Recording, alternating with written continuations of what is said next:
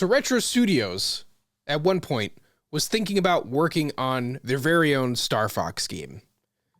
This pitch didn't get very far and didn't even make it outside of the company itself, but we are here to talk about the possibilities that this Star Fox Armada could have brought, as well as what Retro has done in the meantime, which, spoiler alert, was nothing. Welcome to We the People. My name is Michael. I'm joined by my brother, Matthew. Say hello to the folks. Yo, yo, yo, what it is? And we're here in podcast form to discuss this wonderful work brought to us by way of Did You Know Gaming, their YouTube channel. They had an exclusive with a Retro employee who's probably going to be blacklisted from ever working with Nintendo again. But I appreciate the information. I love this stuff. There's probably countless number of different pitches that go through these companies, and we rarely get to look behind the curtain. Movie studios are really honest. You know, we're working on a Halo movie, it falls off, and you know, you don't hear about it again until they reboot it into a TV show. Into a really bad TV show. But in this rare case, they've just got some incredible contacts at Did You Know Gaming, and I love the work that they're doing. Definitely go and check out the video if you haven't after you listen through this podcast to get a little more information on the project. We're not trying to simply regurgitate what they were talking about. We're trying to turn this into a discussion, because it wasn't that long ago where we were just talking about the missed potential of Star Fox and F-Zero and how they kind of felt like they were just pushed to the side at the wrong time, where modern games have such a place for them now. But in any case, I suppose we should start with a brief summary of what Star Fox Armada was pitched to be. So this pitch came about after the production wrapped up on Donkey Kong Country Tropical Freeze. This artist, I should find his name, Eric who will remain anonymous, not by choice. Eric Kozlowski. I'm sorry, I butchered your name, good sir. But Eric here had created a pitch deck that was about 12 pages long, nothing crazy, but a vision of a game that could be. The art style would have been a puppet aesthetic seen by the original Star Fox games box art. It would have continued the story where Star Fox 64 left off, kind of retconning and getting rid of the Star Fox Assault and Dinosaur Planet and Command and all of that stuff, and just kind of starting with a bit of a clean slate. Maybe it would have acted as a prequel to those. Maybe, but I think there was a desire to get away from Crystal and Krazoa Palace. I'm bad at that voice. My throat kind of hurts, so I can't do the pterodactyl from Star Fox Dinosaur Planet. So you have to tune in next time if you want to hear that, or the merchant. That was my favorite. You don't have enough scabs. The funny thing is that Star Fox Adventures Dinosaur Planet is a favorite of mine. I absolutely love that game. And, you know, people forget that was a game designed by Rare, which, you know, we talked about in one of our other shows, but Rare as a third-party developer really carried Nintendo and, you know, with all their third-party titles, but also with the first-party contributions they made to Donkey Kong, but also Star Fox, because honestly, Star Fox Adventures, if that was a Zelda game, people would look at that as being a really solid game. They would. And I think it's remembered not being as great because it involves Star Fox, because he sounded funny, because he looked funny. But the truth of the matter is it's a really fun game, and I absolutely love it. I never got the chance to really dive into it past the first stage. I played a lot of the R-Wing segments that you had already unlocked, and that was obviously my favorite part of the game, being a huge Star Fox 64 guy. But someday I will do it. In any case, this would leave off with Andross's defeat. General Pepper would realize that Corneria and the Lylat system need to be rebuilt, and you would sort of balance rebuilding Corneria with funding your own army. There would be some RPG elements there where you could upgrade your weapons and tools and your armada, so to speak, and you would play out the game more like a mercenary. So you would go through stages and earn money for, you know, the ships that you defeat or things of that nature. If you remember back at the credit sequence of Star Fox 64, your score would be represented through an invoice, which I always loved, especially now that I'm an adult who sends invoices. It's just the funniest thing. And this game would have revolved around those concepts to kind of stretch out the story mode. They were seeing that in the modern era, people are big babies, and if a game's not 70 hours long, they don't feel like it's worth money, which I think is been the death of a lot of incredible genres of video game that we could be playing right now. But sorry guys, everything needs to be turned into a third person RPG open world time suck with your daily login bonuses. But anyway, so the other big part of the game would be co-op and online play. They wanted to really prioritize multiplayer. For the cooperative play, one character would use Wii Remote and Nunchuck, while the other player would use a gamepad to be a gunner for the ship with a 360-degree view and do ship repairs and shield optimization. It sounded pretty cool. Online, you would have these big battles that would take place, including a feature where people could invade your game, similar to the way that Star Wolf did on certain levels, and they would have bounties that you could place on them through the Miiverse for different interaction with that social feature. And I don't know if I did say that this came after Tropical Freeze, so the long and short of it is that they pitched this to Retro, and Retro didn't go further with it. They didn't show it to Nintendo. I have a sneaking suspicion that they probably knew that a Star Fox game from Miyamoto was on the way. So this game was sort of dead on arrival. But I wonder if some of these things from the pitch actually made it into Star Fox. Because it's interesting that they had this co-op feature, and they do the same thing in Star Fox Zero, and they also bring back the puppet aesthetic, at least for the marketing materials and whatnot. They didn't really implement it into the game, but that was the idea of how to make Star Fox look better, even though the Wii U wasn't quite on par with other systems at the time, which is interesting because if you remember back in the marketing campaign of Star Fox Zero, what was the biggest complaint, Matthew? The Wii U gamepad? Well, that was before the cat was out of the bag on that, but it was the graphics. People were whining about the graphics, which I don't know. I'm not enough of a graphics guy to really tell you whether it was so bad or not, but that was a pretty consistent complaint that I was seeing in the preview cycle for it. And that totally would have been fixed with a puppet-like art style, which I think you would have hated it, but I love the idea of like an R-Wing hanging by puppet strings and just going through the world and having it all kind of play out like puppets on a stage play. Oh, see, I don't think that's what they meant by puppets. I think that they just meant it would have had the real life animal aesthetic to it, because if you look at Star Fox on the cartridge of the original Star Fox on Super Nintendo, he looks like a guy in a costume. You know, and I think that's what they meant by the puppet aesthetic. I don't think they meant like they would literally look like puppets hanging on strings. No, not obviously not that far, but I would think in the journey there to realize that art style, that some of that stuff probably would have happened. And, you know, I'm riffing here on what I think would be kind of awesome, because like when you look at the aesthetic of games like Kirby and the Rainbow Curse, Yoshi's Woolly World, Yoshi's Crafted World, and games like that where Nintendo takes a art style or a concept, or think of Paper Mario and the Origami King, where they just go in on an art style. And I think something like that would really make Star Fox stand out, because it has looked the same for so long. But I digress. Let me get back to the meat and potatoes of it. Matthew, what is your initial reaction to hearing this? Honestly, sounds like a game that's too incredible to be true. You know, I think Retro Studios, everything they touch turns to gold. They're just incredible video game developers, and I think everything they handle is handled with care.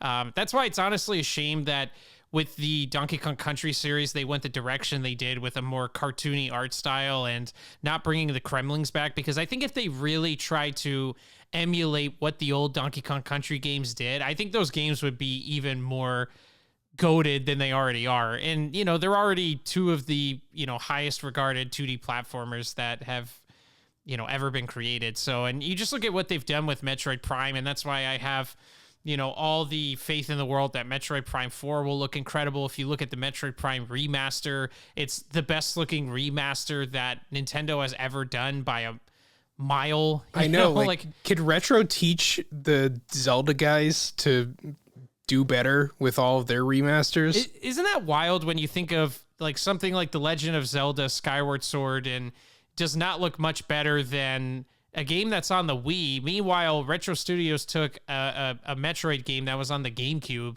console cycle before that, and that game looks better than most Switch games. Honestly, I've been like drooling over, like, I don't know why I haven't bought the game yet, because I love the Metroid Prime series, and it's something for me that just every time I see video clips of that game or screenshots, I'm just literally in awe that, like, wow, this literally looks better than most Switch games. So, I say all that to say that Retro Studios, everything they handle is handled with incredible care, and just knowing that they had all these amazing ideas for a Star Fox game. And I've always said this to you, Michael, like, the biggest issue I have with Nintendo is that they truly don't explore the depths of some of their existing IPs and in the directions in which they could take some of these franchises and make really cool games out of them. And I get some of this is very ambitious, some of the things that I have in my mind, but Star Fox to me has always been one of those franchises that you could so easily do so much with that. The one thing about Star Fox that I love is it has so much widespread appeal. It's something that I think appeals more to a more mature audience, but it still has a appeal among younger people, something that I would say Metroid doesn't have as much so. But you just think about like the online multiplayer aspect, the on foot aspect of turning it into a first person or a third person shooter. There's all these things you can do with the Star Fox franchise. And I know Retro's intent with this game was not to do all of these things, but they had so many ideas that I keep thinking, even now, like, why is Nintendo not making this game? Why are they not commissioning this somewhere? It just makes so much sense. It's a name brand we all recognize. It really helps that the Star Fox characters are good in just about every Super Smash Bros. Title. So, they have notoriety there. But I just, it's really just a shame to see that this idea never made it to Nintendo. And like you said, they probably had the inclination that a Star Fox game was in development, but I think that's what makes this even more disappointing than it already is knowing what Star Fox Zero is. And listen, I'm a huge defender of Star Fox Zero. I don't think it's this, disaster game that most people make it out to be. I actually completed it, 100%. I think it's a pretty good game. I like it. I had a lot of fun with it, but is it anything spectacular? Absolutely not. Is it anything that rivals what the ideas of this game were? Not even close. So it's just knowing that the Star Fox game we did get was Star Fox Zero, and how Star Fox Zero potentially could have killed the franchise. Like imagine if this Retro Studios game was made. I mean, like, we would probably be getting regular Star Fox games by now. I have a lot of faith that it would have performed pretty well, even on the Wii U. Yeah, and that's not to say anything about whatever they did do for that gigantic period of time. I know that they lend a hand on some of the Mario Kart games, and they probably kept busy with some other support stuff, but whatever they were cooking did not come to fruition at all. And it's disappointing to have missed out on retro games for a decade. That's really the worst part of it, is that, man, maybe they should have gone with this pitch, because whatever they came up with didn't work. Yeah, well, and it's funny because if you look at Star Fox Zero, I mean, it started off as some sort of demo for the Wii U, for the gyro, if I'm not mistaken. And you even look at, you remember Miyamoto showed off these two games he was working on. One was of giant robots fighting, but then another was of a security system. Well, that security system game is actually what Star Fox Guard is, which comes with your copy of Star Fox Zero. And I gotta say, this is where Miyamoto, to me, his as big of a genius as he is, and look, listen, it's like, if you look at any spectacular person in their profession. You know, look, you look at Michael Jordan. Michael Jordan is considered the greatest basketball player of all time. But as an owner, he hasn't done an amazing job. You know, it doesn't always translate. And so just because you're good at some things, like I think Miyamoto has some incredible ideas. Like, again, we always talk about with Donkey Kong 64, how he saw the guns and, you know, he was very shocked and he instantly turns it into a coconut gun, just like off rip. I mean, that's crazy to me. But then you look at what Miyamoto did with this is that he's like, you know, this is kind of cool. Let's turn this into a full-fledged Star Fox game.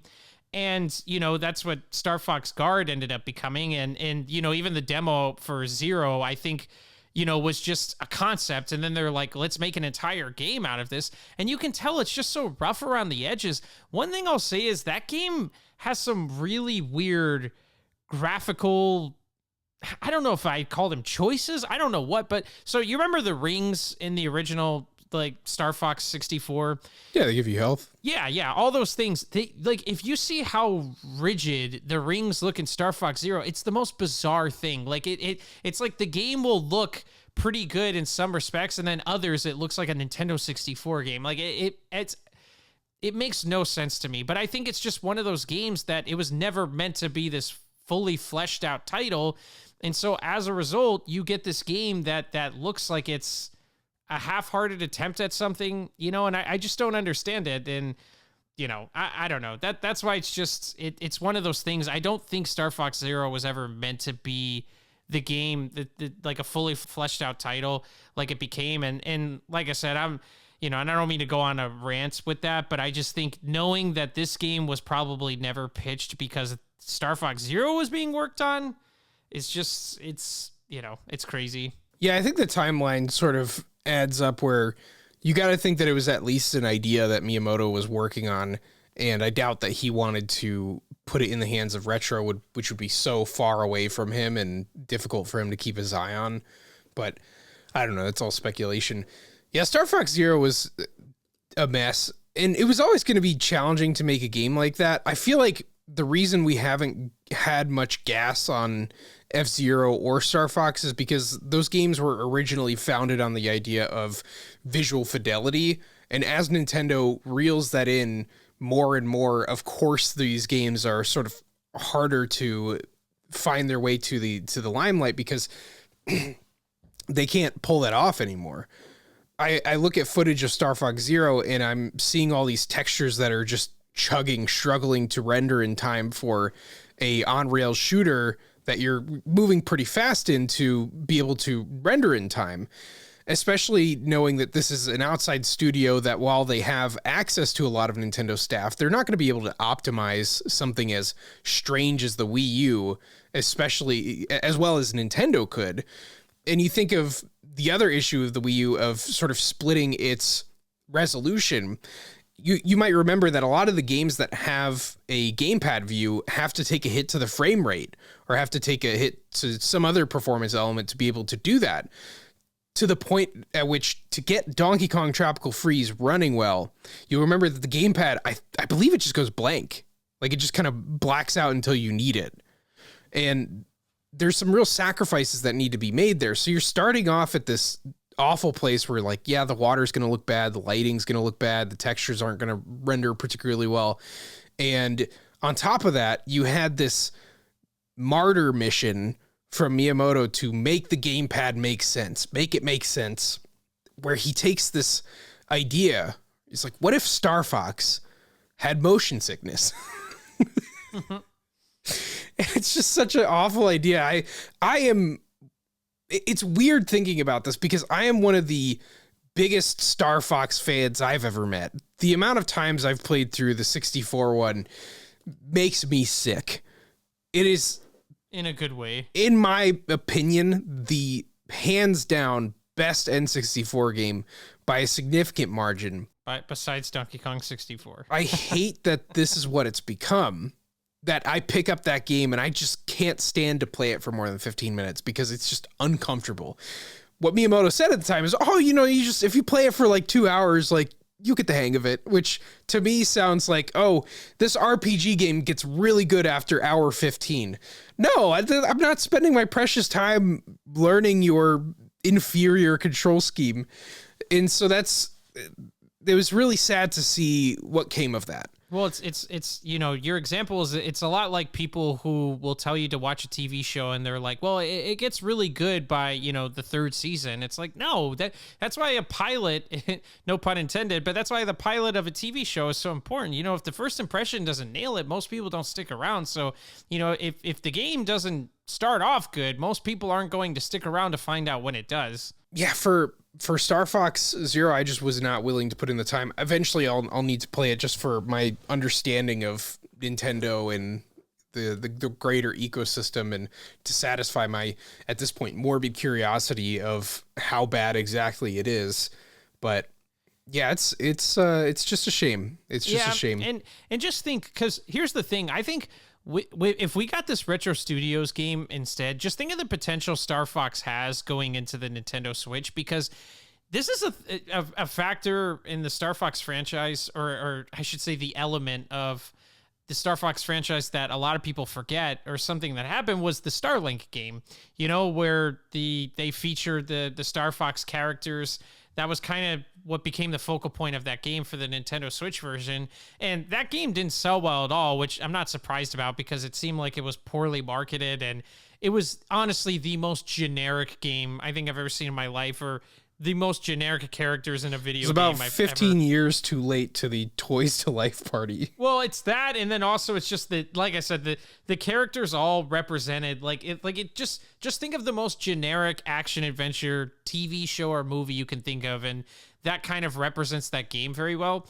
But something interesting that came out of Starlink is that I know for the first week of sales, 80% of its sales went to the Nintendo Switch version.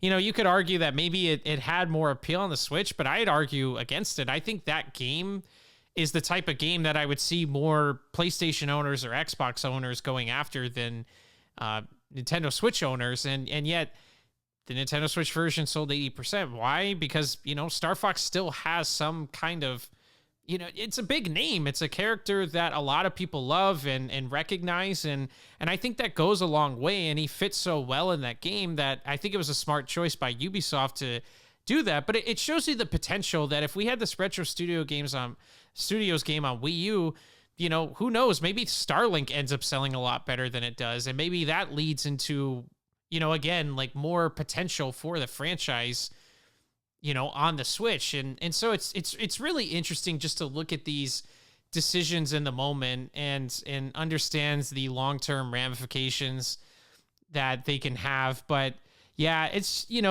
but the game just sounds like everything you would want out of a Star Fox game.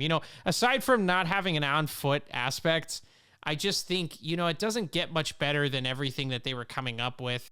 But just knowing what we got from, Star Fox being included in Starlink, and what we could have gotten from the potential Retro Studio games, and those things not really materializing, or, the Wii U game literally not materializing, Starlink not being a success.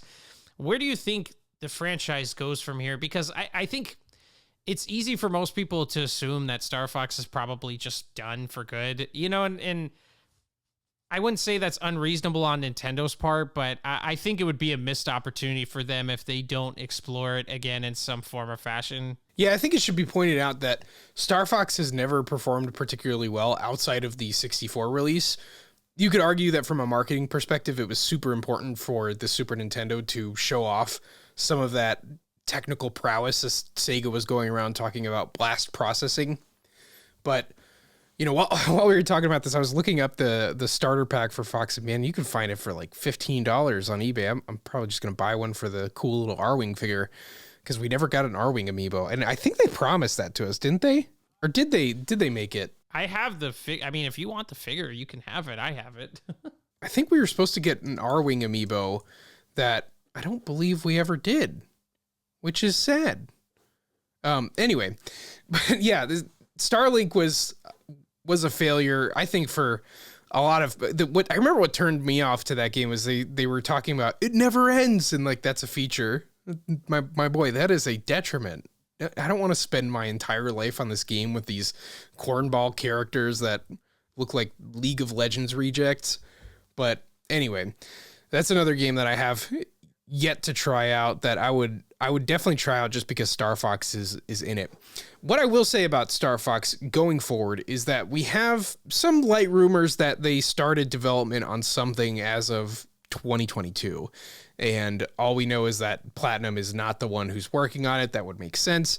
But this leak is coming from our guy Zippo, who does not have the greatest track record, to say the least. I think he just says things that are likely to happen and takes a stand on things like, no, Donkey Kong is going to be a 2D game. Trust me, guys. And, I don't trust him is what I'm getting at here. He's wrong about that. But what I do think is going to happen with Star Fox is that we may wait a while, but it will probably have another reboot try and happen. There's so much that you can do with Star Fox from a technical perspective and a feature perspective. You can do all sorts of crazy stuff with gyro. You can do a lot with online multiplayer. You could insert a bunch of RPG elements in it. It's very malleable in what they could do with it. And they've already had a somewhat proven track record of Star Fox dipping in other genres like real-time strategy, Zelda sort of adventure games, and the on-foot segments of like Star Fox Assault. And so you can see that there is potential in the IP even outside of it. And I would say even look toward like fan projects. There was this YouTube animator that was doing a cartoon called A Fox in Space. I'm not sure if he got very far with it, but some of the work that he did on the first initial episode is incredible. There's so much character in Star Fox that I don't even know was really put in there on purpose, but there's so many different directions that you could take it. You could see Star Fox turning into a multimedia property. There is a lot of potential. And I think for Nintendo to have their own sort of Fortnite or Battlefront, Battlefield sort of game, I think they're always going to be open to the opportunity. And the silver bullet in all of this is that Miyamoto likes Star Fox. And so as long as he's still at Nintendo, there's still a chance. For other games like F-Zero, where he had little to no involvement in, he doesn't see the value in, yeah, sorry guys, we're probably not getting an F-Zero anytime soon. But he does like Star Fox a lot. It's part of his creative history. And to give credit where it's due, Star Fox is one of those incredibly interesting worlds that Nintendo has built. And I do think that there is a chance, but the problem is that it's going to be hard to allocate a lot of budget to a game like this, that you're not sure it's going to make its sales goals, and it's hard to find a developer who's going to take the risk on there. Although allegedly the first Warriors game that I believe it was Koei Tecmo wanted to do with Nintendo property was a Star Fox game rather than a Zelda. And they're like, make it a Zelda game, which, I can't necessarily argue with, but everything that they've made is kind of medieval. And I think Star Fox would have been an interesting, different take on that as like a beat 'em up. I think that would have been really interesting. But well, and this is the thing, when you're saying all this, what really infuriates me when I think about it is that it seems to me that everyone sees the scope of the Star Fox franchise except for Nintendo. It feels like Nintendo has this very narrow vision for Star Fox, and we can see it in Star Fox Zero. I mean, what does Star Fox Zero end up being? It's a reimagining of a game we've already had. Why? Like, Star Fox could be Star Wars if it wanted to be. I mean, like, it's just got this large universe. Like, you've Like, just think about how we talk about the Lilat system. That's the universe Star Fox is set in. Think about all the planets you go to when you're playing through Star Fox on Super Nintendo or 64 or whatever it is. Think about, you could build so many different worlds in this game, and the scope of the game in terms of what it could be from a gameplay standpoint. Like, when you think about Splatoon, for example, Star Fox could have been Splatoon. It absolutely could have been this 4-on-4 shooter game, or it could be a game like Halo. And then you could have, how Halo is a massive online multiplayer shooter, but it's got the incorporation of vehicles. You think about what is the tank called in Star Fox again? The Landmaster. How did I forget Landmaster? that? Landmaster. The Landmaster, the R-Wing. There's a couple other vehicles in Star Fox. The Walker. There's all sorts of interesting things. Or was it called the Walker? I'm sorry, that's that bothered me. The chicken walker? Yeah, you said what? The chicken walker. Yeah, it was. I think it was called the Walker, right?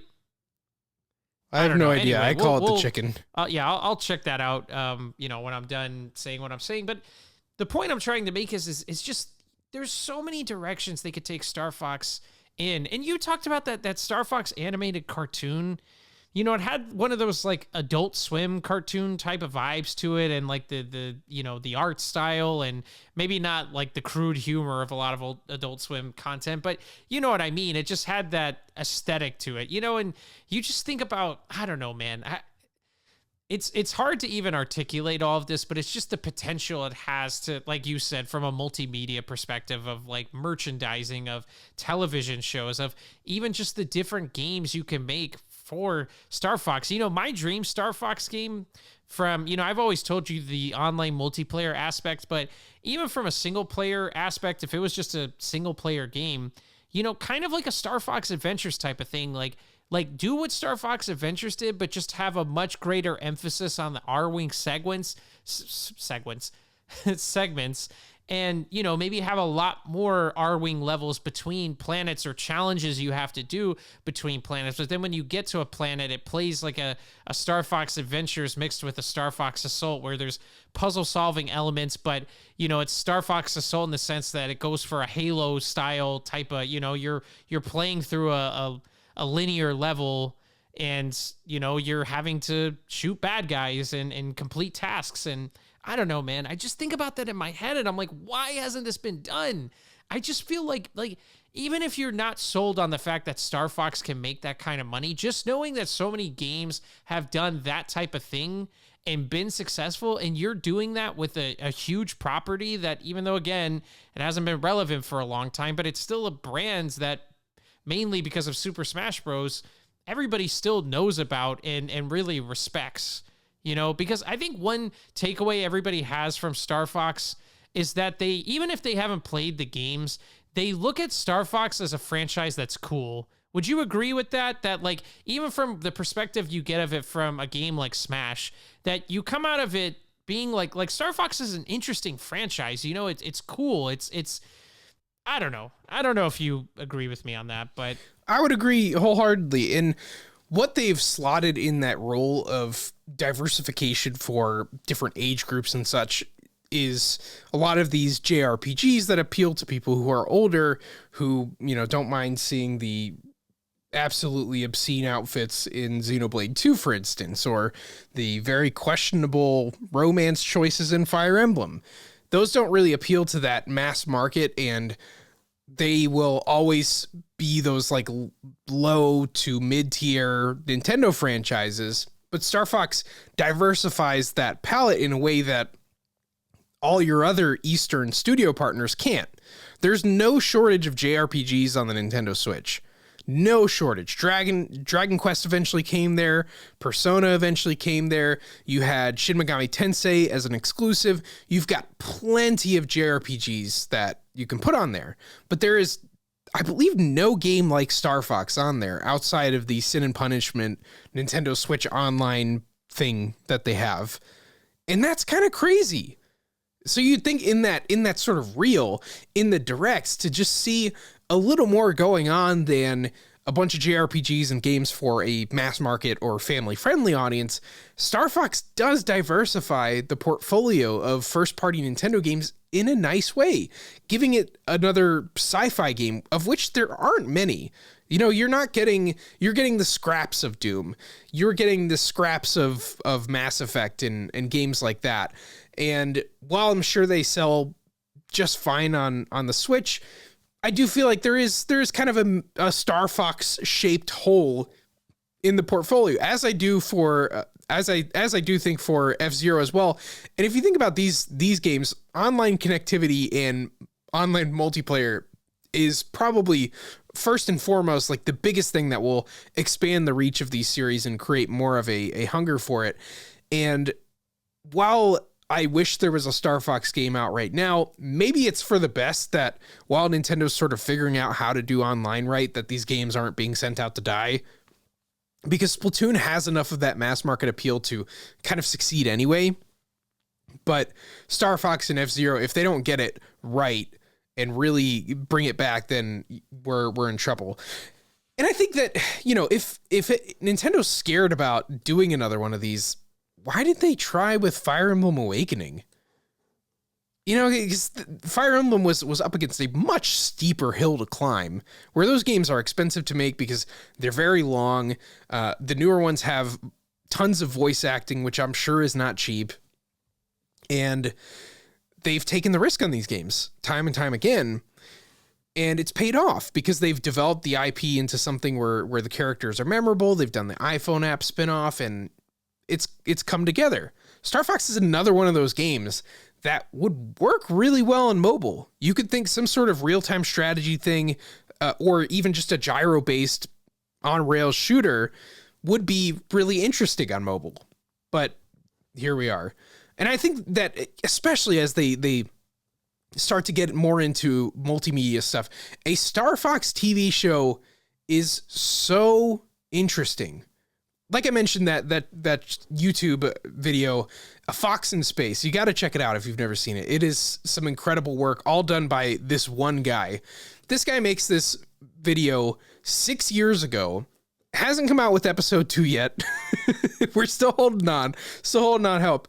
I just checked his Patreon. He's still updating it, so he's still actively working on it. He's bringing in $3,500 a month through Patreon for like, and you got to think that that's happened over like 6 years. There is a hunger and a market for this. My goodness, for a Netflix Star Fox show. They even did that cool anime intro for Star Fox Zero that was part of the marketing. And so, yeah, it's definitely a huge opportunity. I hope they're working on it, but for now we can only speculate. And to tease a later episode, Did You Know Gaming said they also have the scoop on the rumored Star Fox Grand Prix, and so we will discuss that in due time as well. Do you have any closing thoughts, Matthew?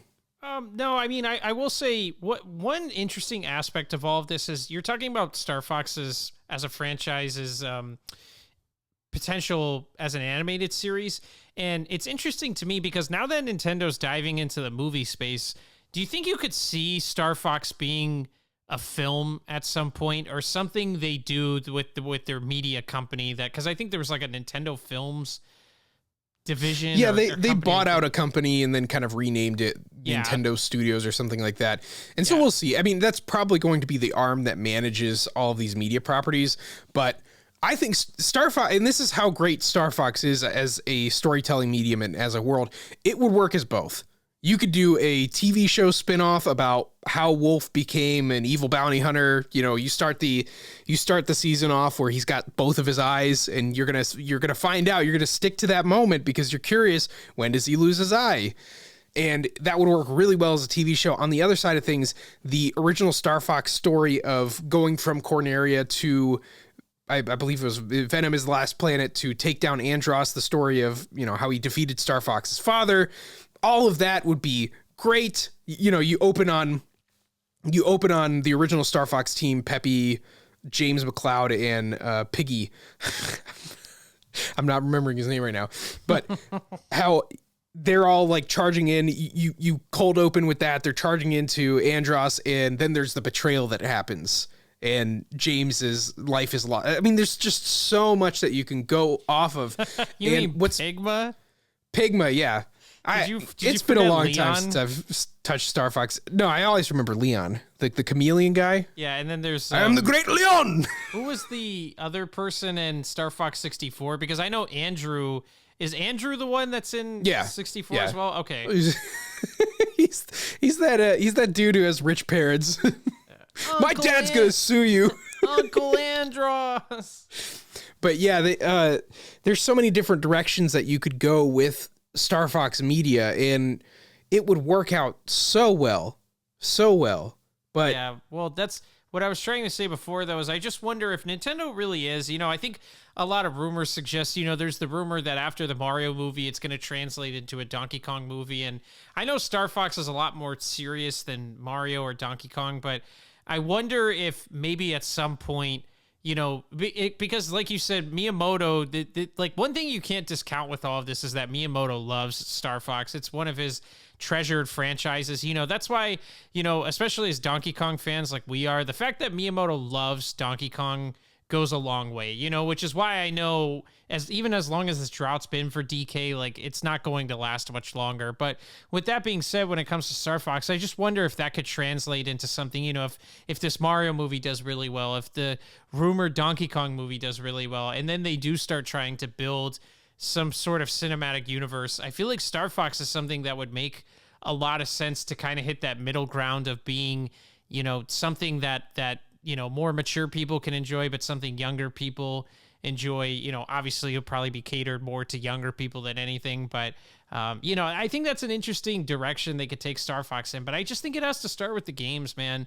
I think it does. And that's why I always say this for, what I've said about Donkey Kong, where I'd be really upset if the rumored DK game ends up skipping the Switch and is on the next platform, because I just think the Switch has so much potential to see what you've got with some of these properties that you have. But, that extends farther beyond to, franchises like Star Fox and F-Zero, where it's really going to be a shame if we don't get some sort of project that ends up on this platform, because I just think this is the time where you're going to see if you've got something with this or not. Because if they made the type of Star Fox game I'm telling you about, I have 1000% confidence that it would sell really well on the Switch.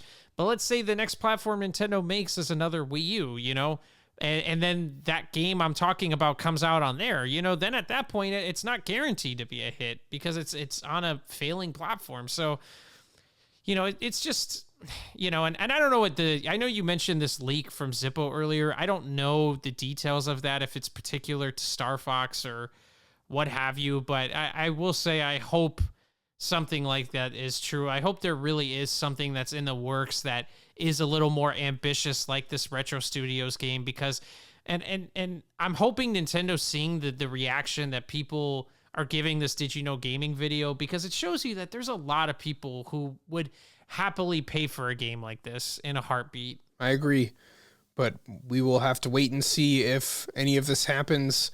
You got to think it's on Miyamoto's short list for adapting into some sort of movie or TV show, or even just other merchandise. I mean, Star Fox toys would be awesome. A little character that docks into the R-Wing planes are just awesome. But in any case, that's about all we got for this episode of We the People. Thank you so much for tuning in. If you made it this far in the show, please subscribe to the channel so we can get through that monetization mark. We've got plenty of watch time, but not enough subscribers. And if you're not subscribing, leave some feedback in the comments. What could I do better? Do I have to beg you? Do I have to send you an eShop gift card? I mean, just let me know. Maybe we do a giveaway? I don't know. I mean, you want my Street Fighter amiibo that I haven't opened? You want my analog pocket? What am I gonna do? What do I have to do? In any case, thank you so much for tuning in. We'll see you next time.